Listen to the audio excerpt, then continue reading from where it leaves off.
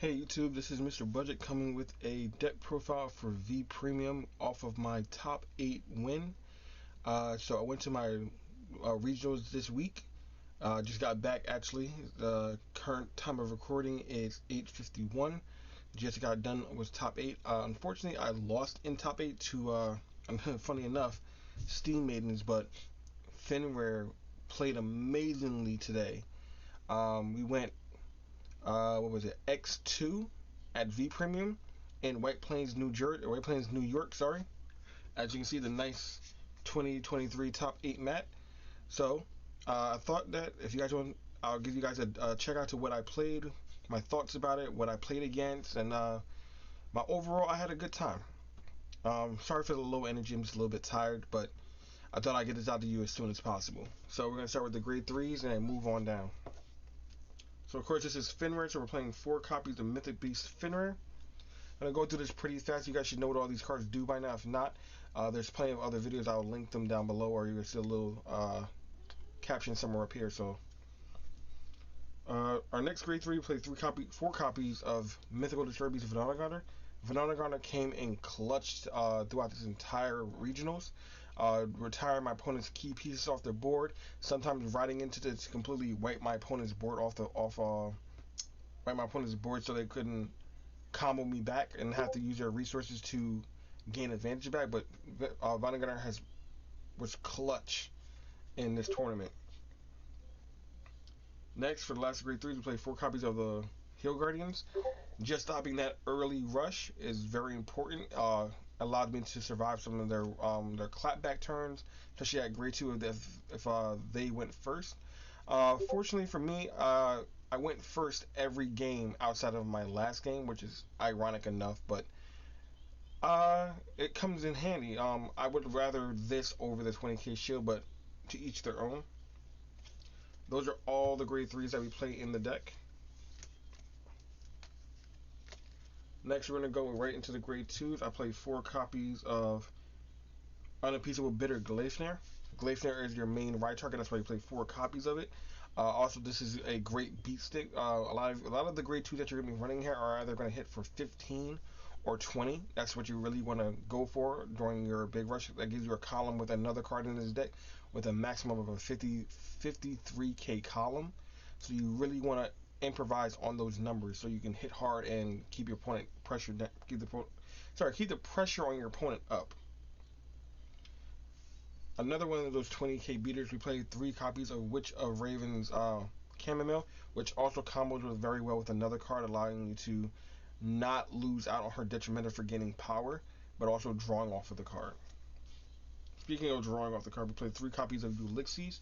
Ulysses is during that early grade 2 rush. That way you can attack, and also gain the card, and soul advantage back that you used so you can do that early rush. The last grade 2 is another ride target. 4 copies of Prometheus of Dancing Light. So for those who don't know, who haven't played against the Astropole deck, this allows you to check top 2 on Vanguard or Rare when it's placed, and then if your opponent's Vanguard is grade 3 and this unit attacks, you get it and your Vanguard both get plus 5k. So this is a way that you can keep the 20k and 15k attacking beat sticks on your rear guards and keep pressure. That's it for the grade 2s.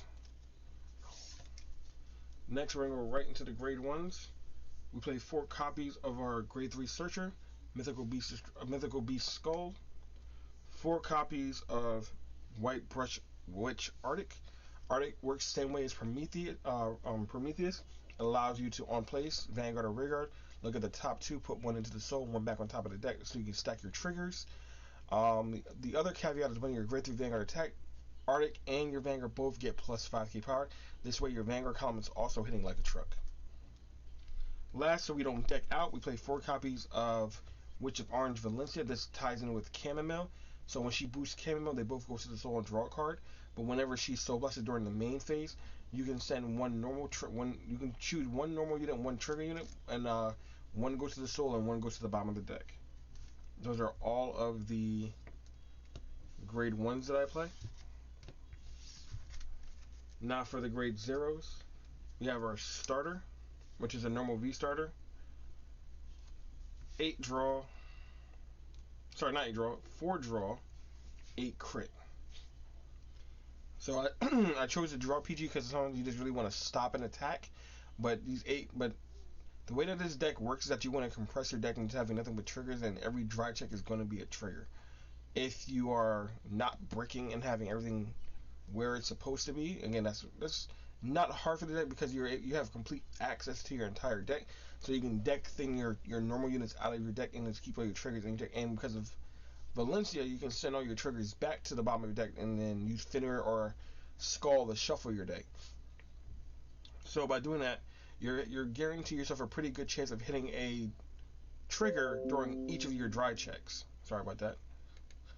So all throughout my regionals, all the way up to the top 8, every one of my dry checks were today a trigger.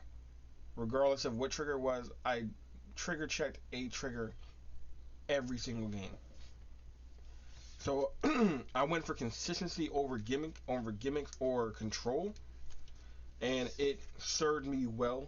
The deck is very straightforward, but that's the beauty of the deck. It being straightforward, you do the same thing every turn every turn, and you overwhelm your opponent. Just make sure that you get all the pieces you need on board and find a way to keep them on board if possible.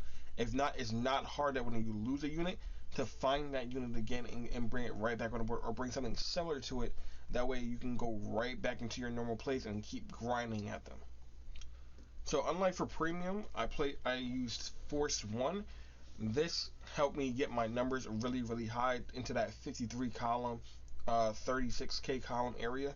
I would, and funny enough, none of these force markers went on the Vanguard circle because of cards like Arctic and Fenrir himself giving the Vanguard power.